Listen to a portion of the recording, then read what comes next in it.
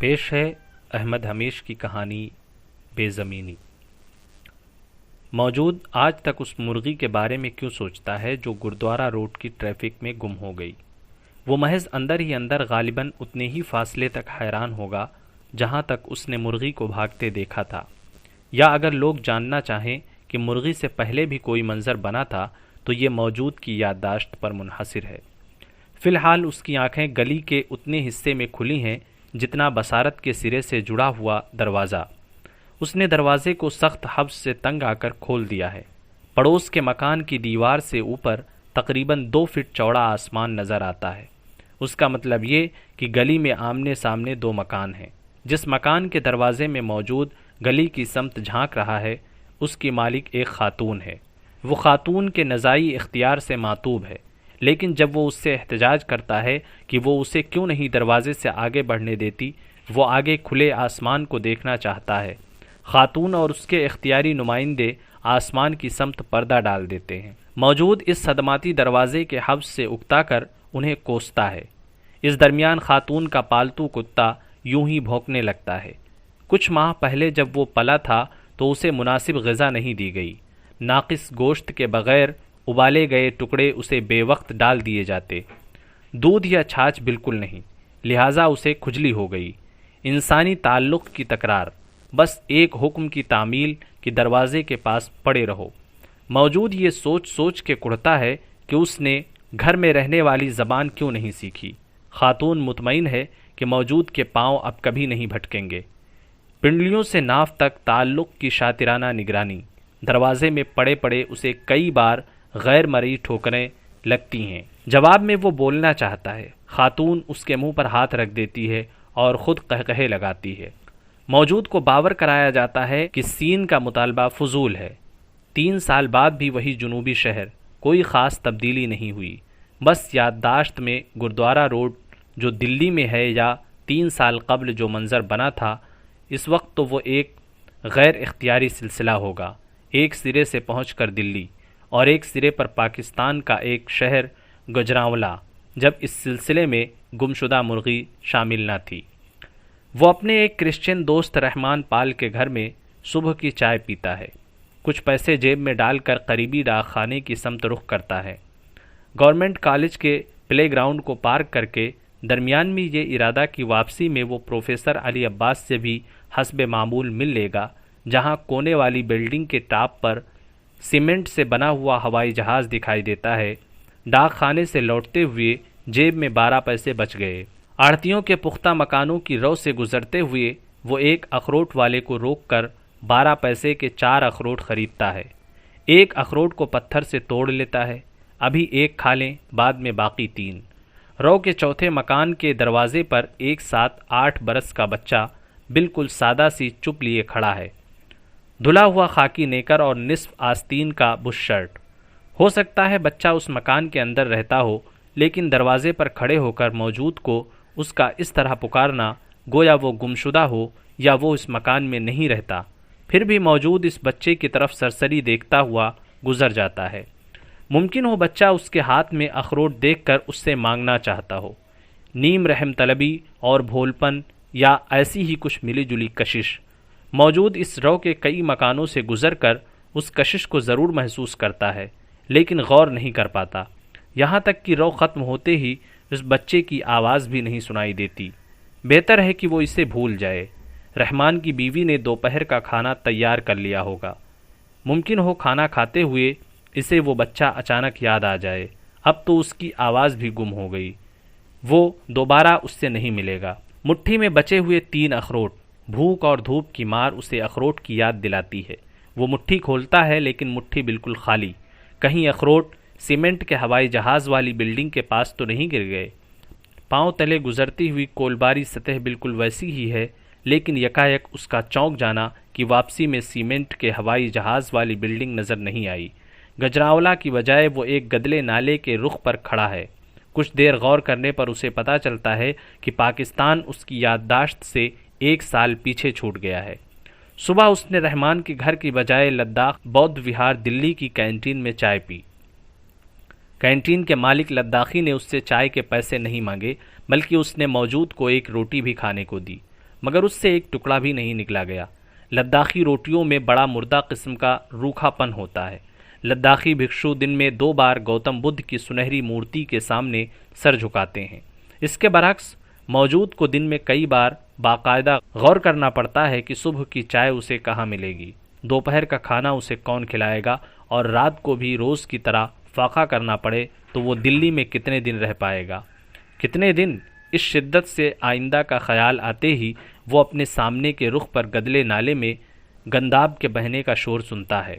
یہ نالہ آگے کچھ دور پر دریائے جمنا سے جا ملتا ہے۔ ایک بڑے شہر کی غیر شعوری حکمرانی اسے بڑے بہاؤ کی طرف لے جاتی ہے، اور یوں تو کسی بھی شہر کا نالہ پیدل نہیں چلتا، مگر موجود کو گردوارہ روڈ تک پیدل جانا ہے۔ کچھ یوں ہو جائے کہ موجود کے آگے دھوپ کی چمک کے ساتھ سڑک پر کپ کپاتی جھلسن تھوڑی دیر کے لیے سمندر کی ساحلی دھند میں بدل جائے، ہوا میں بھی نمی آ جائے، منظر بدلتا ہے۔ مسٹر چاولہ کی فیملی اوسن کرلیسٹ کے کسی فلیٹ میں آ گئی ہے۔ ان کے ساتھ مراکش سے آئی ہوئی ٹورسٹ عورت نازلی نور بھی ہے۔ فیملی اس سے کرایہ نہیں لیتی، وہ کرایہ دے بھی نہیں سکتی۔ اس کے پاس کچھ نظمیں اور کہانیاں ہیں۔ ان کے عوض اگر معاوضہ دینے والے کچھ میگزین معاوضہ دے دیں تو وہ مہینہ ختم ہوتے ہی نیپال چلی جائے گی۔ اس سے ملنے والے سین پر شک کرتے ہیں کہ وہ محض بدحالی کا ڈھونگ رچائے ہوئے ہے۔ اس کے برعکس موجود اس کی ٹورسٹ وضع میں دلچسپی لیتا ہے، اور وہ موجود کی سادگی میں مثلاً اس تک پہنچنے کے لیے فلیٹ میں لفٹ کی سست رفتار بڑی کارآمد ہے۔ اتنا موقع مل جاتا ہے کہ وہ لفٹ میں لگے ہوئے آئینے میں اپنا چہرہ غور سے دیکھے۔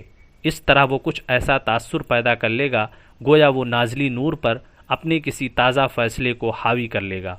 لفٹ تیسرے حصے میں رک جاتی ہے۔ گیلری میں وہ کرتے کی جیب سے رومال نکال کر چہرے پر جمی ہوئی سمندری نمی کو پونچھ لیتا ہے۔ ہر چند کی وہ پسینہ پونچھتا ہے، پھر بڑے اعتماد سے ڈور نمبر 6 پر کال بیل کے بٹن پر شہادت کی انگلی رکھتا ہے۔ مرکزی دائرے میں جو شیشہ لگا ہوا ہے اب اس سے نازلی نور کے چہرے کی سنمیات جھانکے گی۔ وہ بالکل غیر اصطلاحی مسکراہٹ سے موجود کی صحت پوچھے گی، جواب میں وہی ٹوٹی پھوٹی انگریزی کا استعمال، پھر بھی ایک قریب آنے والی مانوس اجنبیت میں غیر معمولی دلچسپی۔ بس اتنا کافی ہے۔ دونوں ایک دوسرے کے مافی ضمیر کو سمجھ رہے ہیں۔ اس دوران بے خیالی میں ایزی چیئر پر بیٹھے ہوئے اس کے اسکرٹ کا ایک کونا ذرا ہٹ جاتا ہے۔ موجود کو اس کی سفید پنڈلیوں کا موڑ توڑ دکھائی دیتا ہے۔ البتہ جہاں کشش ثقل ہے وہاں تاریکی ہے۔ بہتر ہے فی الحال تاریکی ہی رہے، اور تاریکی میں ایک دوسرے کی زبانیں ڈوبی رہیں، کیونکہ وہ بڑے انہماک سے موجود کو پیرس سے ڈاک میں موصول ہوئے ایک حالیہ خط کا متن سمجھاتی ہے۔ خط میں اس کے کسی دوست کی خودکشی کے بارے میں اطلاع دی گئی ہے۔ خط کے ساتھ مرنے والے کی فوٹو بھی ہے، اس کی کچھ نظمیں بھی۔ وہ کوئی 1950 کے بعد کی نسل کا فرینچ شاعر ہے۔ افسوس، موجود واضح طور پر کہنا چاہتا ہے کہ شاعر کو زندہ رہنا چاہیے تھا، لیکن اس خیال سے کہ کہیں موت پر افسوس کرنے کا یہ مصنوعی ڈھنگ ہو وہ محض گمبھیر ہو جاتا ہے، جبکہ پاس ہی بیٹھے مسٹر چاولہ کے دوست نندو جی کی اکتاہٹ کے کچھ اور ہی معنی ہوں گے یا نہیں۔ نندو جی کے جانے کے بعد نازلی نور فلیٹ سے باہر نکل کر سوئمنگ پول کا رخ کرے گی۔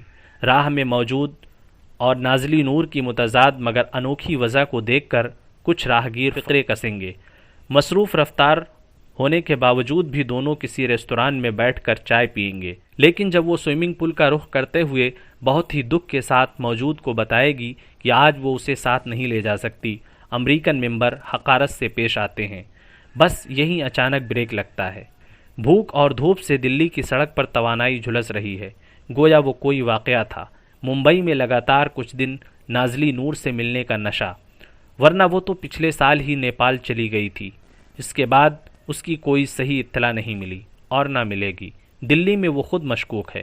غنیمت یہ ہے کہ راہگیر اسے نیم پاگل سمجھ رہے ہیں، ڈبلیو ناتھ اسے محض اجاڑ سمجھتے ہیں، پھر بھی وہ ان سے حسب معمول ملے گا، اس ارادے سے کہ ہر ایک کے پاس اس کا حصہ ہے، وہ اسے حاصل کرے گا، خواہ حصہ دینے والا اسے بھیک سمجھ کر ہی کیوں نہ دے۔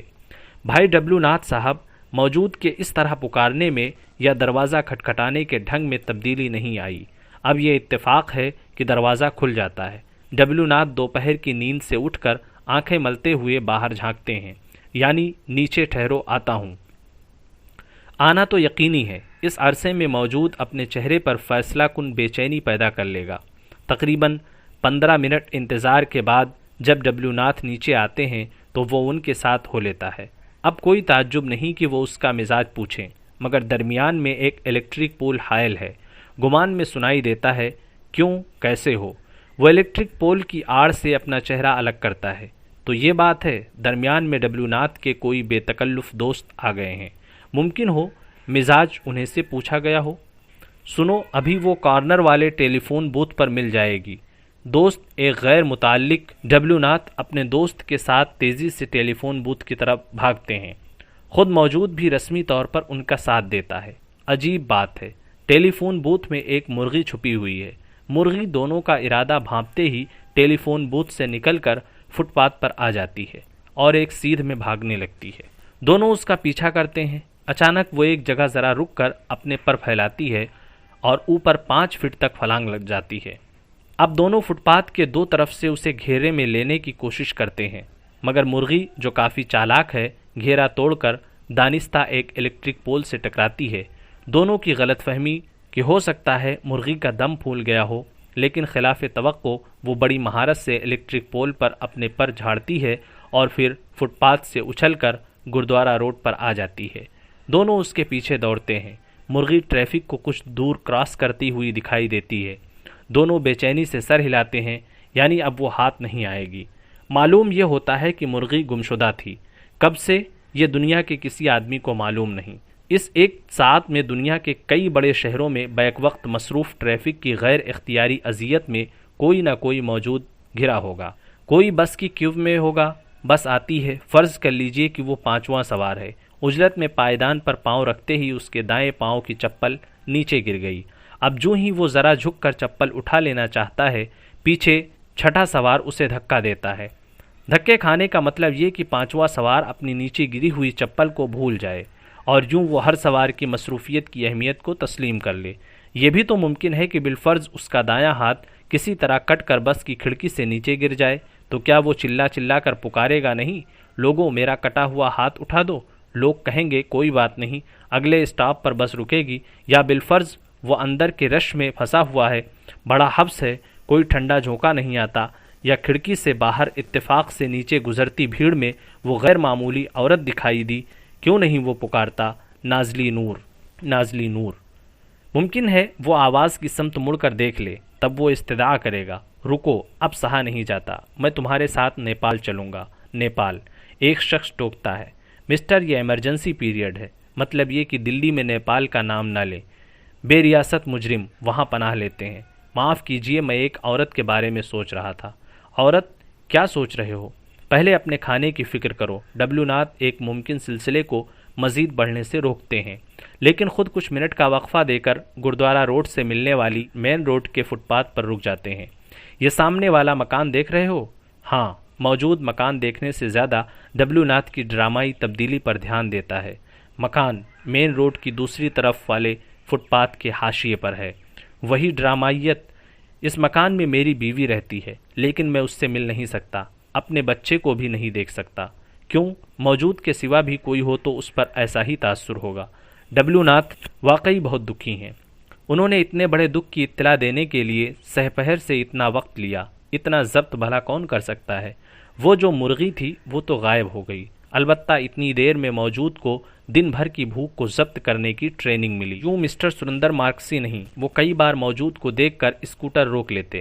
دوست حوصلے سے کام لو، کبھی میرا حال تو تم سے بھی بدتر تھا۔ شہر کی بلڈنگوں کے نیچے ہاتھ پھیلائے اس آس میں پھرتا تھا کہ کوئی اوپر سے جھوٹا کھانا پھینک دے۔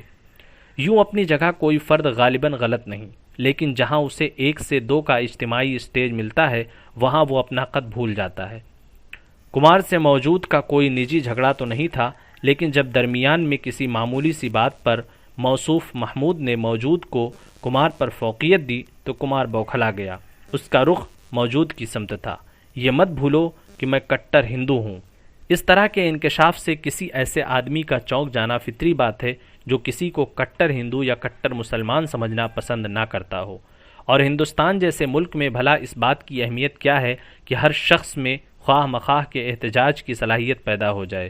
کمار کی سمجھ میں یہ بات نہیں آ سکتی کہ اگر ایک تیزی سے گھومتے الیکٹرک فین کے مرکز پر بہت سی چیوٹیوں کو چپکا دیا جائے تو ان کو فین کے گھومنے کا احساس کس طرح کا ہوگا، اور وہ احساس کیا ہے جو ایک سرے سے ہوتا ہے۔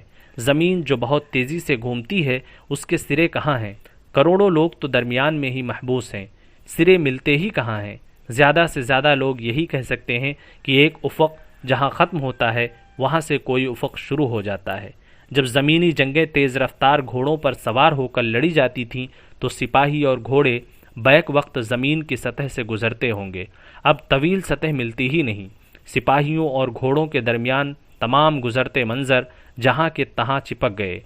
ذرا آج کوئی گھوڑوں کی آنکھوں میں جھانک کر دیکھے، اب ان کی آنکھوں میں پرانی جنگوں کے مناظر دکھائی نہیں دیتے، تناسب کا تو وجود ہی نہیں رہا۔ پھر کسی کے کٹر ہندو یا کٹر مسلمان یا کچھ بھی کٹر ہونے سے کیا فائدہ؟ کیونکہ آج جو جنگیں لڑی جاتی ہیں ان میں گھوڑوں اور آدمیوں کا استعمال نہیں ہوتا۔ گھوڑے اور آدمی اب پیدا ہی کہاں ہوتے ہیں؟ یوں کچھ مفروضہ حدوں میں کیمپ لگے ہوئے ہیں۔ فیملی پلاننگ کا کیمپ زمین کے محدود ہو جانے کے بعد ایک ہی تو بہادری باقی تھی، شہوت، وہ بھی حکومت چھین رہی ہے۔ جب شہوت ہی نہیں رہے گی تو احتجاج بھی نہ ہوگا، البتہ مسخروں کی اہنسا کا بول بالا ہوگا۔ چلو موجود، بھاگو یہاں سے، یہ لوگ شہوت اور احتجاج کو ختم کر دینے والے بھوت ہیں۔ باقی کیمپ بھی ویسے ہی ہیں، بھاگو موجود، ضمیر کو سنو یا ان گھوڑوں کو تلاش کرو جن کی آنکھوں میں توانائی کی جنگوں کے منظر ہیں۔ آبادیوں اور جنس کے ناآسودہ نمائندے اگر اسے روکنا چاہتے تو روک سکتے تھے۔ بس ایک ہی برجستہ پہچان فطرت کی ناآسودگیوں کو سمیٹ لینے کے لیے کافی ہوتی، مگر جب وہ ان سے اوجھل ہو جاتا تو وہ پچھتاتے کہ اب وہ نہیں لوٹے گا۔ اس کے چہرے پر مکان ہی تو نہیں لکھا ہے، لیکن جو کچھ بھی ہے وہ دوسروں کی بھول سے گزرا ہوا، گمشدہ ناآسودگیوں کا نشان۔ پھر بھی یہ اندیشہ کہ ممکن ہو وہ پھر کسی وقت آبادی چھوڑ دے۔ اس کے باوجود جنوبی شہر میں 3 سال صرف ہو گئے، ایک ایسی خاتون کے مکان میں جس میں مرے ہوئے چہروں کا توہم جگانے کو کافی سامان ہے۔ خاتون کا مرحوم باپ کبھی کبھی اپنی بیٹی کے دماغ اور گلے میں سرایت کر جاتا ہے، اس کے گلے کی نسیں پھول جاتی ہیں، آواز میں مردانہ گرج، مگر کہیں چھپی ہوئی نسائیت آنکھوں کو نم کر دیتی ہے۔ پھر اسے یاد آ جاتا ہے کہ اس کے باپ کی انجمن میں اختری بائی کی جوانی گزری۔ ایسے باپ کی بیٹی یعنی خاتون 3 سال قبل وہ اسے ایک خواب میں دکھائی دی تھی۔ اس کے بالوں میں سرخ ربن بندھا ہوا تھا اور بالکل ایسا ہی مکان، آنگن میں انگور کی بیل اور کسی کونے میں سفید بکری بندھی ہوئی تھی۔ اتفاق سے واقعہ بھی ہوا، سب کچھ ویسا ہی ملا، لیکن ان دنوں مکان میں لالٹین جلتی تھی۔ رات کو جب ہوا چلتی تو لالٹین کا بھڑکنا اسے ڈراؤنا لگتا۔ وہ چلا چلا کر خاتون کو پکارتا، وہ قریب آتی، اور یوں آہستہ آہستہ جب وہ قریب بڑھتا گیا تو وہ اس پر حاوی ہو گئی۔ کبھی ایسا بھی ہوا کہ خاتون اس کے ڈر کا تماشا دیکھنے کے لیے مکان کے کسی کونے میں چھپ گئی۔ اس کے سرہانے لالٹین کی کانپتی لو میں تکیے پر اس کی آنکھیں کھلی ہوئیں، اس کے عقب سے کوئی تل چٹا تخت کے پایوں سے اوپر چڑھایا۔ ایک سیکنڈ میں اس کے سر سے آگے نکلے ہوئے 2 بال لالٹین کی لو سے منعکس یوں پرچھائی انلارج ہوئی اور وہ گھبرا کر اٹھ بیٹھا۔ تلچٹا بھی اس رد عمل میں ایک طرح کے مجرم شعور کی جھلک سے تکیے کے پیچھے چھپ گیا۔ کونے میں تماشا دیکھنے والی خاتون قہقہے لگانے لگی، تو آئندہ یہ سب کچھ نہیں ہوگا، موجود کا فیصلہ، اور مکان میں لالٹین نہیں جلے گی، بجلی کی روشنی، اور غالباً اندھیرے کے سارے خوف دور ہو جائیں۔ پھر بھی خاتون لالٹین کو اپنے مکان سے نکالنا نہیں چاہتی۔ اس کا مشاہدہ کہ بجلی کی روشنی مکان میں رہنے والوں میں مروت کم کر دیتی ہے۔ تم سمجھتی ہو کہ میں تمہارے مکان کو چھوڑ کر پھر کہیں چلا جاؤں گا؟